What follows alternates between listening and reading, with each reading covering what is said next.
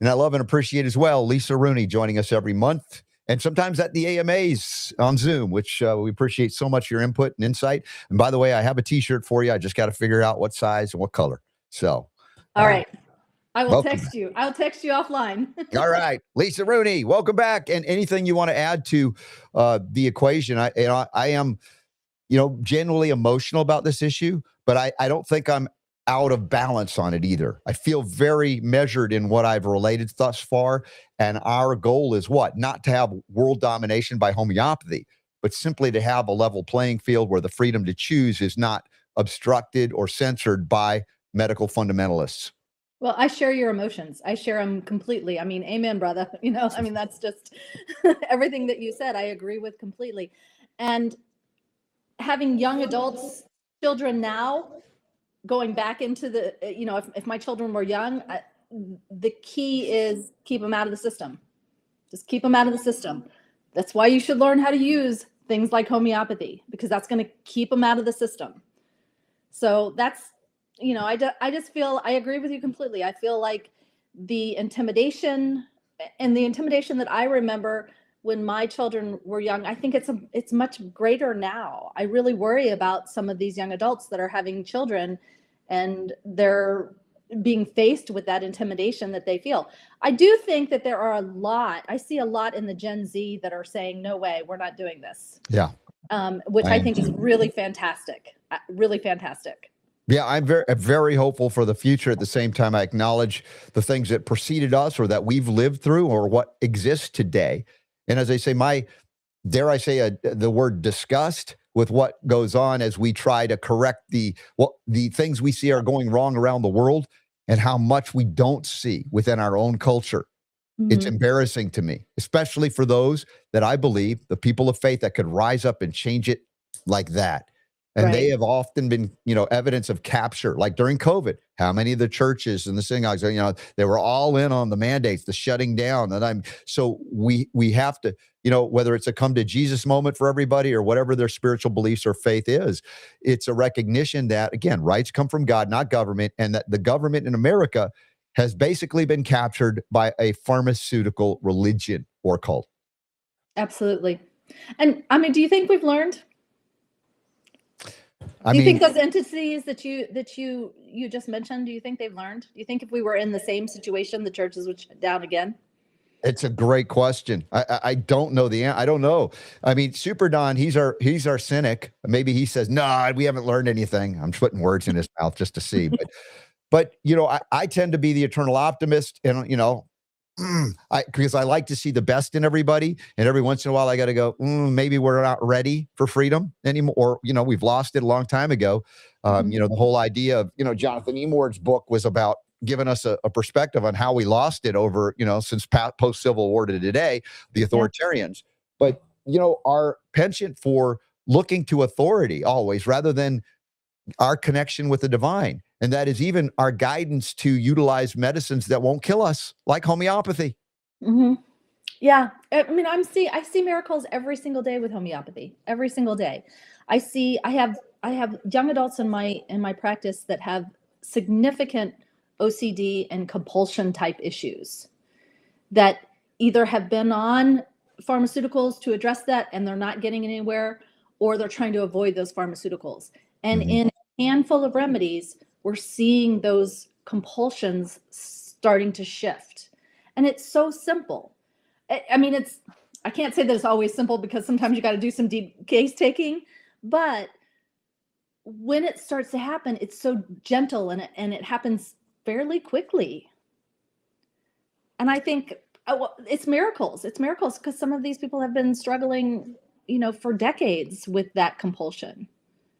Yeah, it really is. And the thing is, the treatment for, let's say, OCDs and things like that, the drug treatments, once again, poison, intoxication, leading to more drugs, more addictions, more danger, more damage, liver and otherwise. Liver.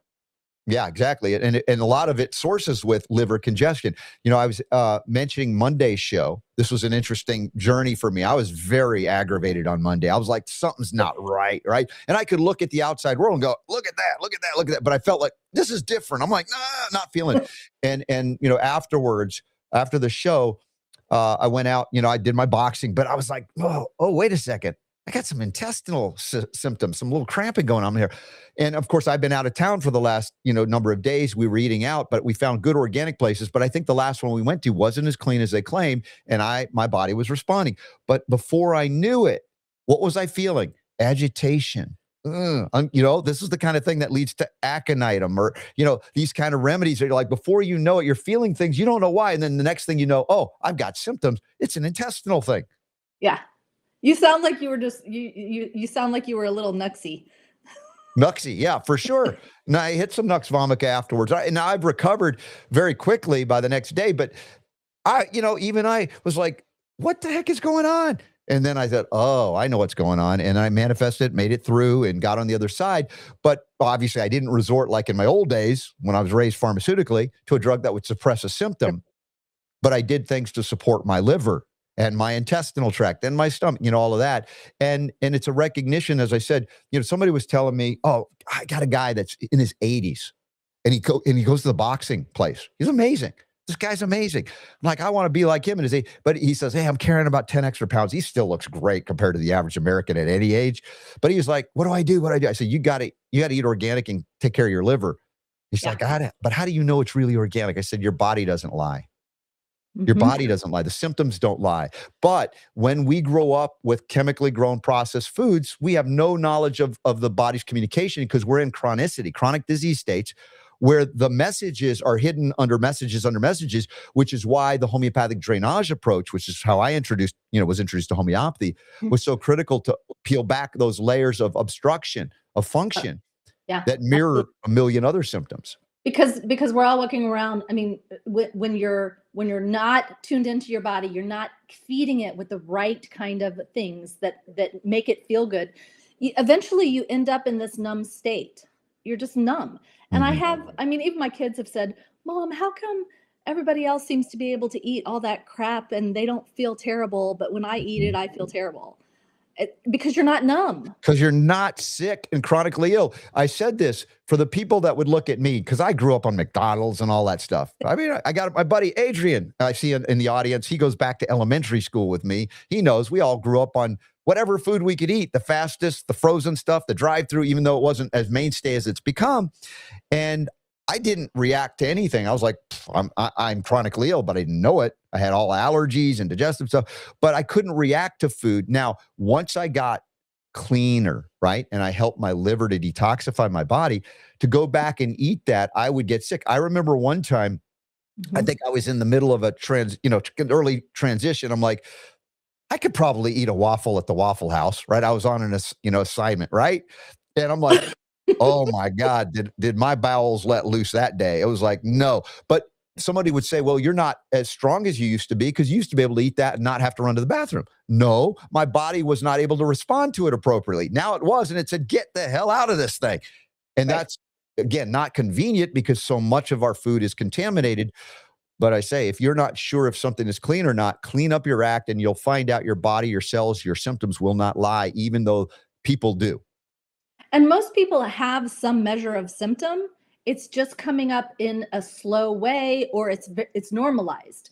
Yeah. I mean, in my case, I had terrible acne. I mean, and it was normalized. Well, you're a teenager. Well, by the time I was 18, I had chronic yeast infections, and shortly thereafter, chronic fatigue syndrome. And so I think it starts early, and we normalize things that shouldn't be normal. Yeah. And so then we don't realize, so then we don't realize that our body is actually speaking to us. It's just speaking to us very subtly. And that's one of the things I love about homeopathy. When you get into homeopathy and even herbs, I mean, natural medicine as a whole, but I really feel like within the sphere of homeopathy, we are always having a dialogue with the body. Mm-hmm. We're always having a dialogue. What is your body telling me? I tell my clients all the time, we're going to do this remedy, and then your body's going to tell us whether or not it likes it, whether it doesn't like it, whether we need to go higher, whether we need to go lower, whether we need to dose more frequently. Your body's going to tell us. And so we're just going to be listening. And this is how you listen. And it's a constant conversation. Well, in the entirety of allopathic Western medicine, primarily is to not listen. It's to basically say, shut that symptom down, shut that communication down. And, I've raised the alarm related to how come we're not communicating with one another? How come countries don't communicate? Well, it starts with our own bodies. If we shut down the very basic communication that God provides for us by having symptoms, and we go, I don't want to know what that is. Here, take this drug. I did that. I grew up that way. Yeah. And now we are guided by those symptoms to choose a course of correction with, for instance, a homeopathic remedy or medicine that by and large is, relegated to, as I talked about, the extremities of society outside the realm, or attacked by a government owned by a form of medicine that doesn't want any competition from this system, that doesn't suppress symptoms, but brings them out so we can overcome them and correct course. Yeah, absolutely. And when you start listening to your body on the physical, then what you end up with is an entire dialogue from top to bottom, mental, emotional, spiritual, physical, all the way. Once you start listening to your body, it's going to start talking to you in many, many different ways. I had this happen just last night. A girlfriend of mine asked if I wanted to go to this retreat with her.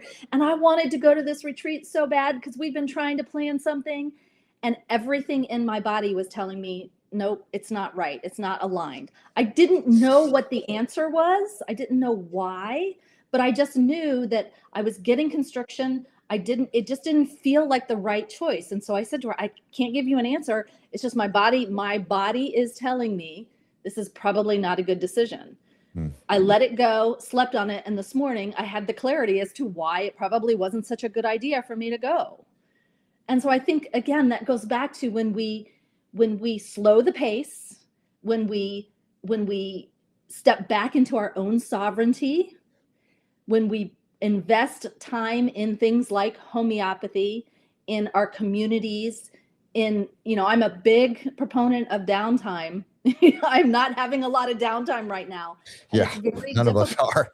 Yeah, it's very difficult to really be able to listen to what we need. Mm-hmm. We need it's a slower, it doesn't necessarily mean that we all need to,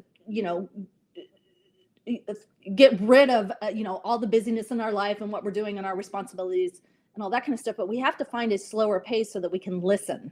Yes. Yeah. Speaking of listening, I mentioned that I'll be down in Florida next week, heading to Sarasota to do some work, and then Orlando. But on the way there, next Friday night, apparently Kansas is playing at Busch Gardens. I'm like, listen, I want to listen to them. I love Kansas. So anyway, trying to find some reasonable downtime to enjoy that as well. Now, Lisa Rooney, the subject today is pretty cool. Cantharis, Staphysagria, Medorrhinum, the Doctrine of Signatures for these remedies. And it's a lot to cover in the time we have, but let's give it a go. Yeah, let's jump in. So I wanted to talk about this through the sphere of UTIs, because these are the main remedies that we would use for treatment of UTIs. And I am a big fan of learning remedies based on conditions, not so much based on trying to memorize remedies. Mm-hmm. So let's look at it through the sphere of UTIs, but there's going to be other things that will make sense, because when you get to understand the remedies, you can see how they can apply, because we're just talking about the symptoms. So when you've got the burning, burning for UTI can also apply to a sunburn. Right. So I want to make a distinction, though, between bacterial vaginitis and UTIs. So UTI is a bacterial overgrowth. It's usually associated with E. coli, and it's entering the urinary tract, whereas bacterial vaginitis is more of an overgrowth of a certain type of bacteria. Mm-hmm. So BV is going to be, there's a mild itching or irritation.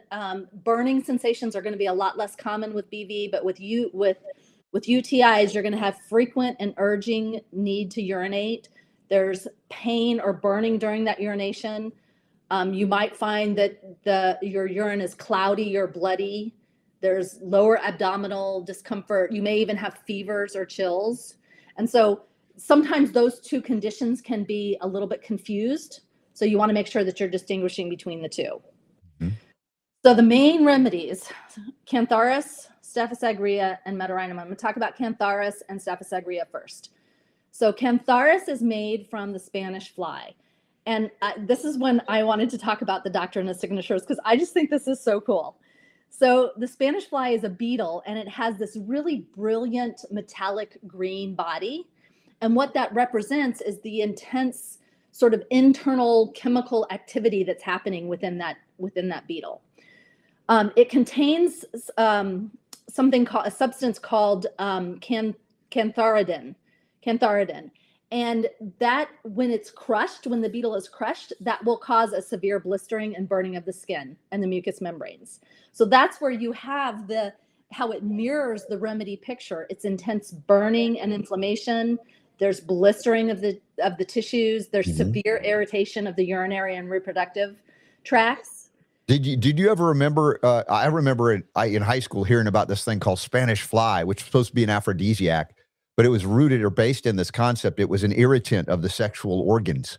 And you were too innocent to hear about things like that, Lisa, but that was something that I never knew. Years later, I would find, in fact, at our laboratory where we made homeopathic remedies, we ordered a bucket from Spain, and we had a bucket of those Spanish flies, the beetles, deep green, that green iridescent green, and we would convert that into a homeopathic medicine.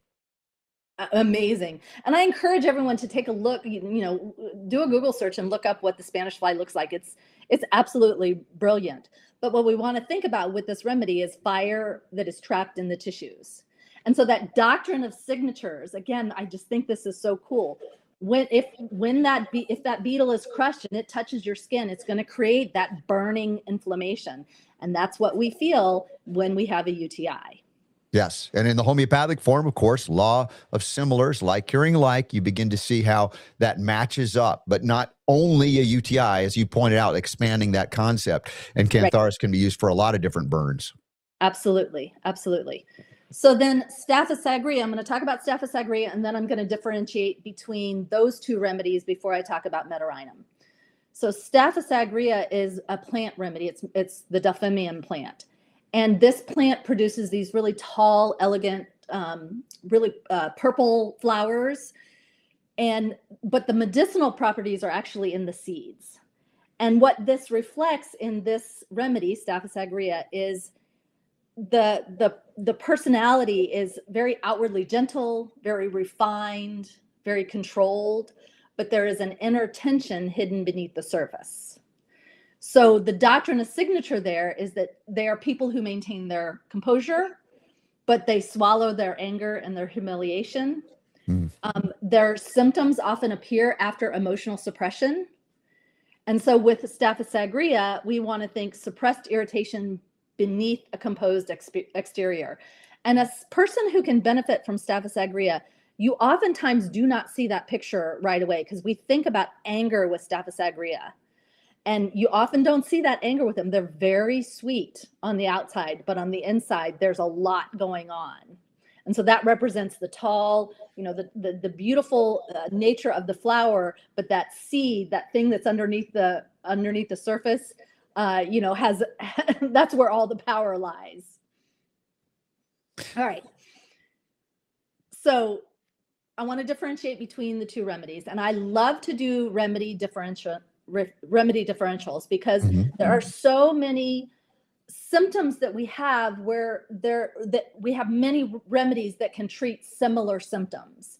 And so when you have something coming up, you have to understand how to do a differential between remedies. And in my course, I do several differentials for people so that they can see the differences between two remedies that treat similar conditions.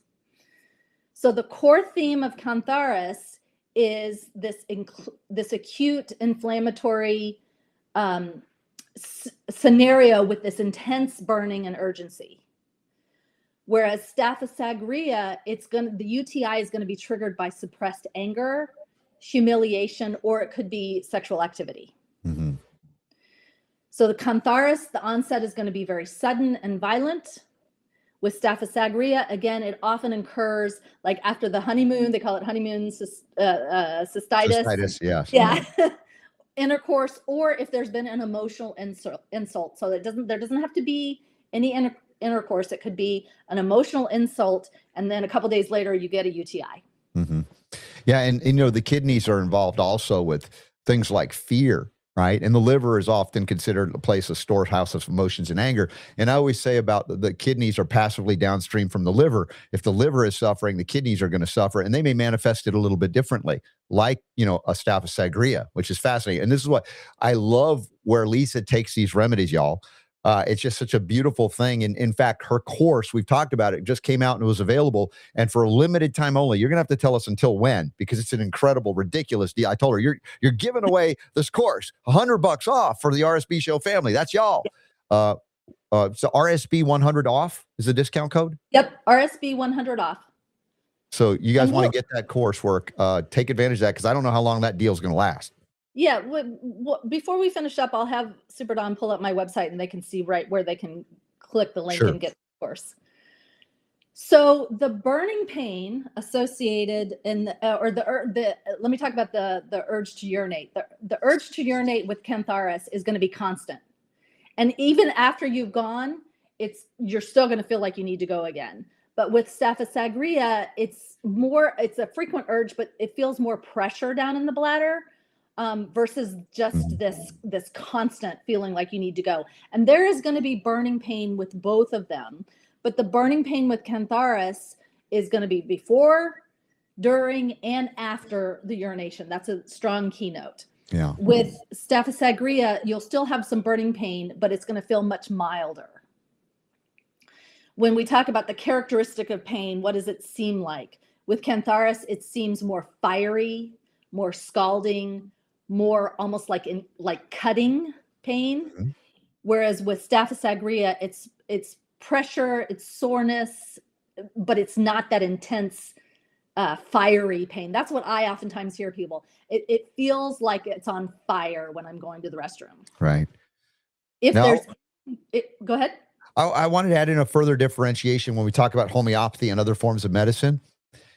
If you were not sure of what remedy to do, and we're trying to differentiate for you with Lisa's help, but maybe you're like, I can't figure it. The nice thing about homeopathy, if you're working with like the lower potencies, like I talk about for self-help, you're not going to harm yourself.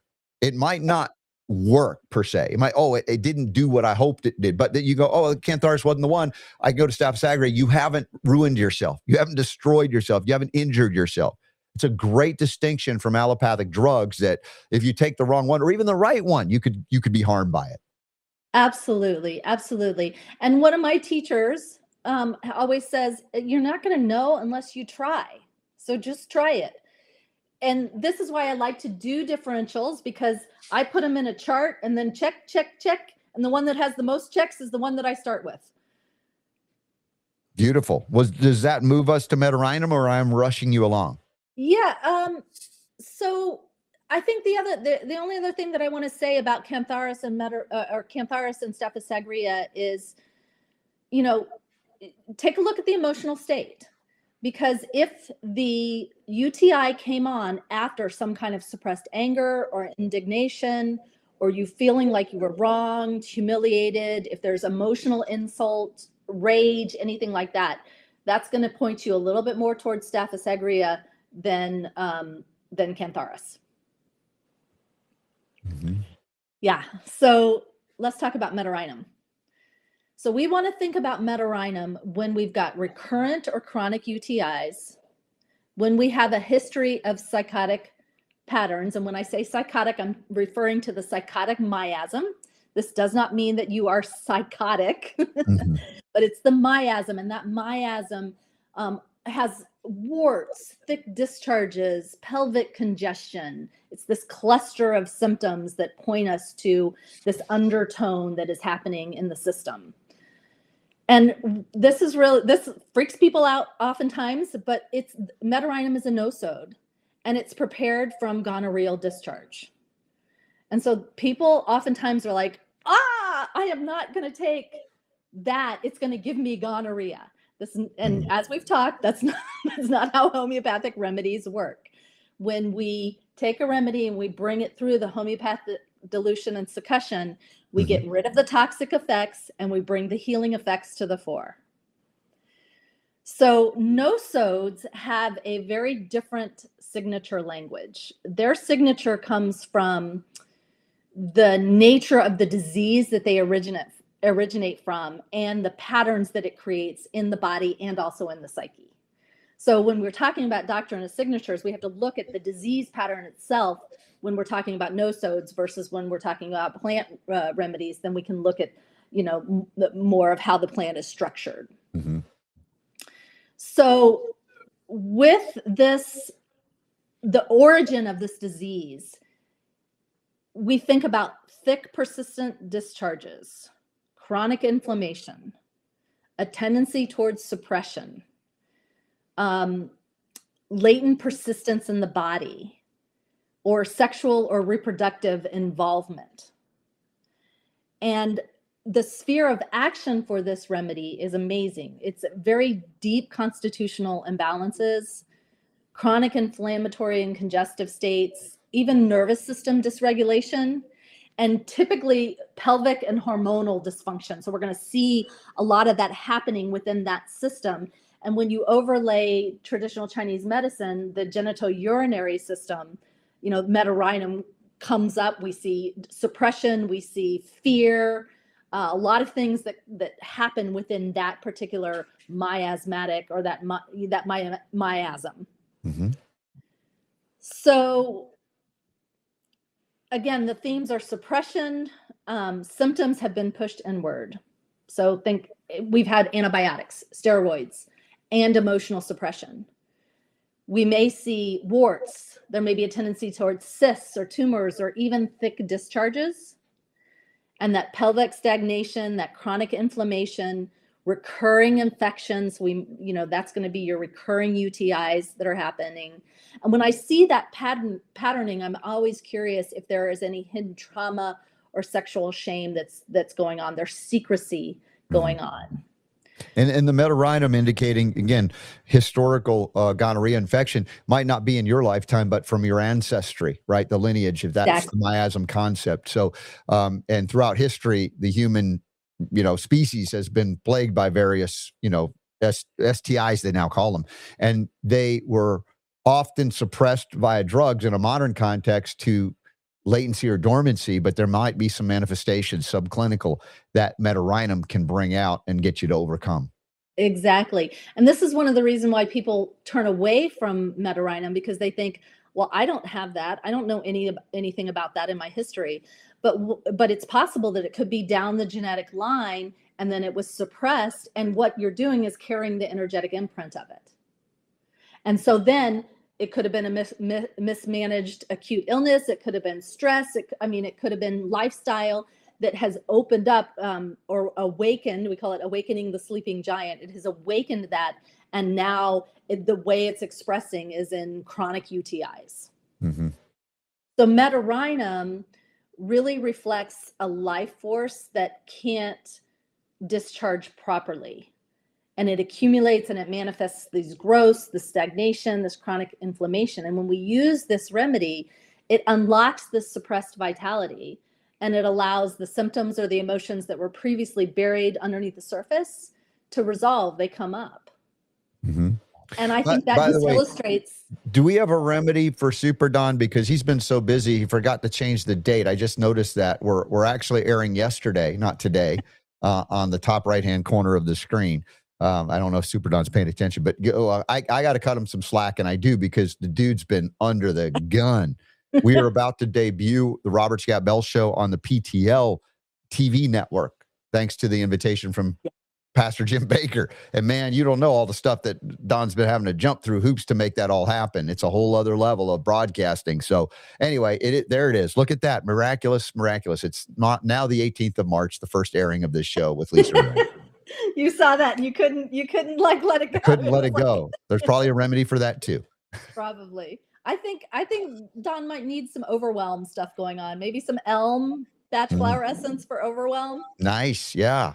Nice. I like that. I still have a lot to learn about the flower essences, and I love them because I've used them, but there's such just a beauty about them. And by the way, I just took pictures. I don't know, Super Don, if you actually pulled them off the Teams, but to show the potential, if we don't have a real hard freeze in the next few weeks, we may have another bumper crop of apricots this year, which I've missed the last year or so. yeah, it's that season, the spring season. We've already planted beans in the greenhouse. They're starting to spring up a little bit. So I'm very excited. There you go. Look at that. Hundreds and hundreds of flowers, potentially resulting in hundreds and hundreds of apricots. And when we have those bumper crop years, it's hard to use them all. I'm giving them away. I'm begging people, come help me pick apricots. And that which we can't give away, then we'll end up freeze drying again. And you guys, some of you on our Patreon community know about it. We've done giveaways of those freeze dried apricots, which are very addictive in a good way. Nice. So I want to circle back around real quick because I want to leave your audience with what do they do if they are seeing this pattern. Yes. So start with a 30C.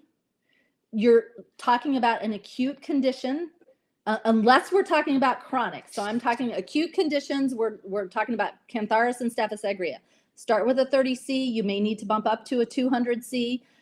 Depending on how severe it is, you may dose twice a day. You might need to dose every 3 hours.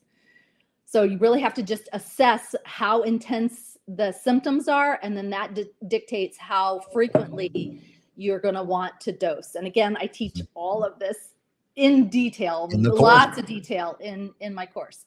If you have can you show that, please, on screen? If you can pull up Lisa's vibrantlife247.com website so we can show everybody how to get the course and take advantage of this limited time offer, get $100 off, which is like ridiculous. But Lisa is so generous to our community. Thank you, Lisa.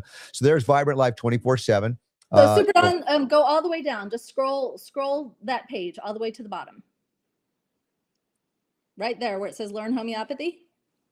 There it is. Learn Homeopathy at the bottom. Okay. And that's going to click right to the landing page where you can enroll. Nice. So click the enroll now button there, Super D. There you go. So normally the cost, which I think is a bargain for this kind of homeopathic knowledge you'll get, $347. Lisa is offering $100 off for the Robert Scott Bell Show family. That's you guys with the code on checkout. RSB 100 off, but that's not going to last forever. I just don't know how long you want to put that up there. I want people to look at that. It just took $100 off. Super Don proved it. The magic of technology. Oh my gosh. So tell me, how long do you want to keep that up for the audience that I want to incentivize them to get on it. Don't wait, because that's not going to be here forever. Yeah, I really want your audience to take advantage of this. So I was thinking about that today, and let's go to tax day. April 15th, proverbial, the tax day. All right. Yeah. Well, let's make that a happy day then. That you got to get it done by then. We'll make it a happy day. Yeah. I mean, there's a lot that goes into this course. When people get into it, they are going to be surprised at what they're going to get. And really, if you are anxious to learn about homeopathy, even if you know quite a bit about homeopathy, but you're still finding like, I'm not entirely sure which remedy to do, or I'm not entirely sure how frequently to dose or what potency or, all of those things. This course is going to clear it all up for you. Nice. And it's all my tips and tricks. I mean, it's everything that I have learned over the last 20 years using homeopathy, how, I want everybody to streamline. I want them to be able to open up their cabinet, go get what they need. So it's all my tips and tricks, all my successes, all my fumbles. Like I put it all in this. It is so valuable, y'all. Please take advantage of that. And after April 15th, I don't know what the discount will be. It might only be $20 off. I don't know, but whatever. It's still worth it at full price, in my opinion. I think, and I've gotten to sneak preview a little of it. So you guys take advantage of that. And, Lisa, just doing such wonderful work here. I'm grateful that you come on board with us because, many homeopaths operate weirdly enough in fear. I think they have some kidney issues, but we don't. That's not our way. And we want more homeopaths to step up from the shadows and start operating in their power, their homeopathic power. Not because we want world domination. We just want to give you an option. We just want freedom. Yep, just choice. Everybody needs the freedom to make the choice for themselves. Exactly. Even the freedom to choose obscure remedies that we don't know about so much or rarely ever use. And that includes today's homeopathic hit. Let's check it out, Super Don.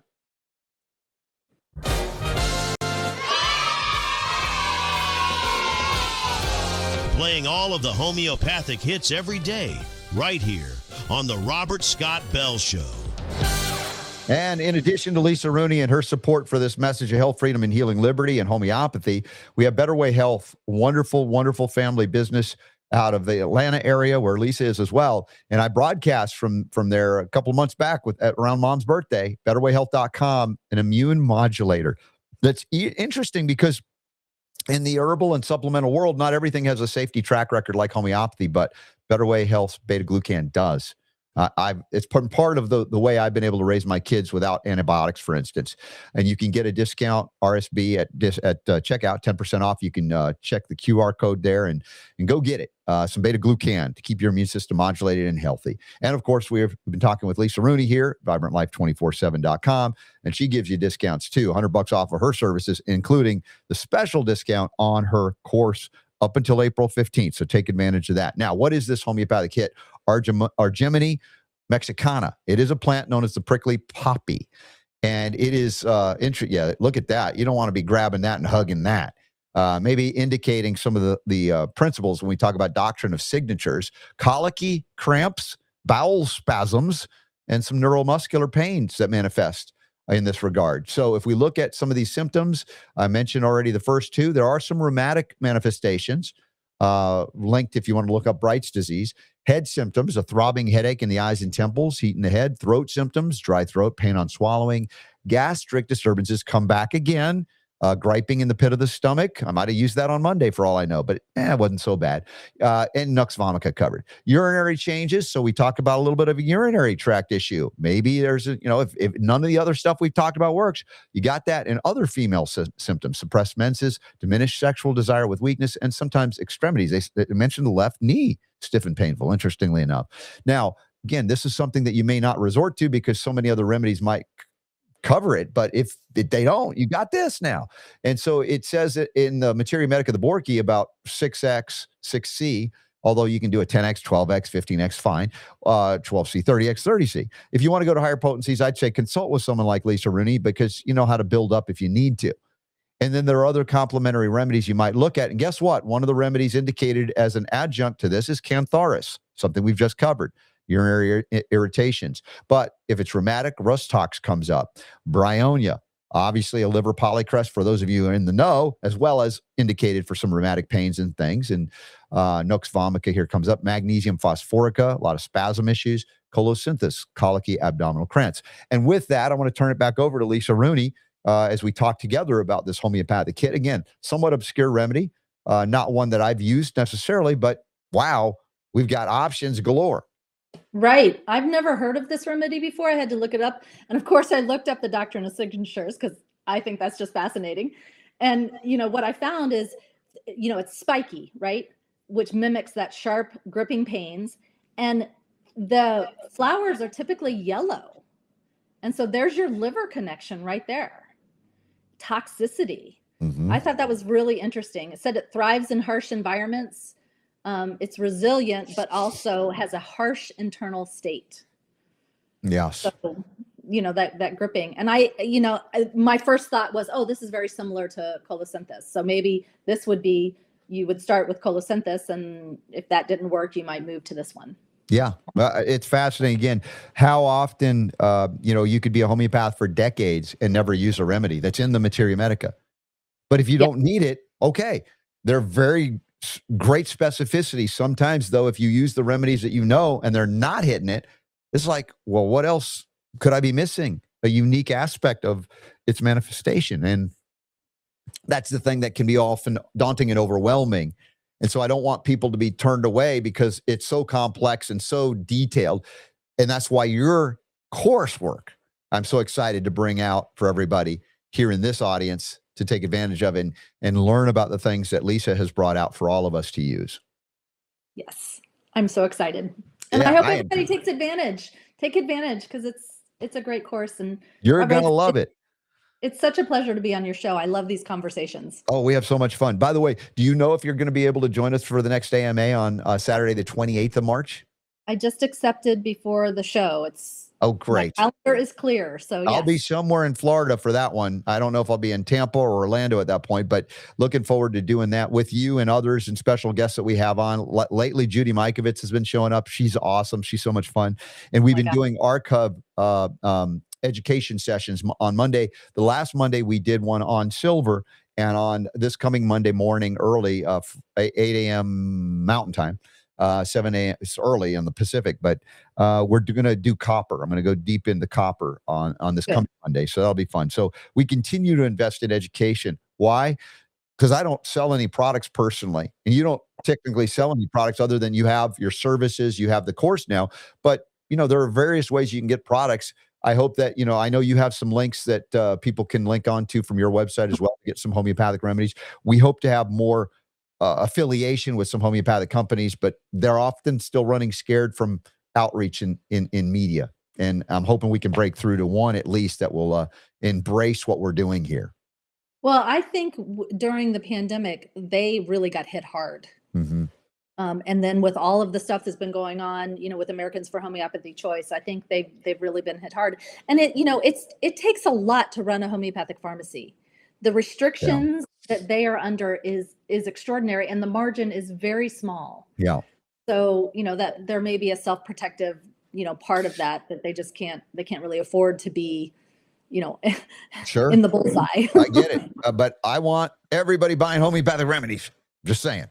I'm not going to force you to do it, but I think you'll want to when you hear the things we cover over, each and every day, much less every month with Lisa and the years we've been doing now these homeopathic hits together. Do you have any upcoming events we should know about out and about where I'll get to see you? I got to obviously get back to Atlanta. I'm sure the azaleas are blooming, and is the pine pollen thick yet? It started coming down, but we got a massive rain, and so it's washed it away. Out. Mm-hmm. But there's definitely stuff coming through, because I can even feel it today in the sinuses in the back of the head. Mm-hmm. So yeah, and I don't have anything upcoming. Okay. I'm going to Nashville this weekend, see my daughter. That's right. Are you going to connect? Who is it you're going to connect with on the way in Chattanooga? Maybe, I don't know. We talked about it the last day of May. Yes. I need to. I have it written down. I need to connect with her. Yes. That'll be awesome. Well, I still long. One of the things that I long for is to visit back, obviously, next time when I go see Mom, and to get in that 66 Corvette with it's a 327, if I remember right. It is a 327. Yes. Yep. And it's a beauty. It's what do we call it? An all original Survivor, right? It's not a resto mod. Yeah. Although apparently we had to update some things, but it's pretty original. And according to your husband, Chip Foose wants to get a hold of it and resto mod it still. Oh, that would be really cool. I think so too, but what am I to say? But that was a story he told about his meeting with Chip Foose on one of those long plane rides. That was cool. Yeah, my husband has met the most amazing people on his plane rides, and they sat next to each other and they drew out all kinds of things. I keep telling my husband that he needs to write a book, Interesting People I Met on a Plane. Yeah, that would be cool. Which, by the way, that's how we met. That's funny, isn't it? It's that's his life kind of vibration, right? To meet really cool people and marry at least one of them. Right. I said, hopefully so only the one final chapter has to be the most interesting person that you met on the plane, your wife. It better be you. That's right. All right, Jim. All right. Thanks for being here, Lisa. Always great. And I hope you guys share the show, replay it, anything you missed or we went too quickly on. But what a great extended homeopathic hit today with Lisa Rooney.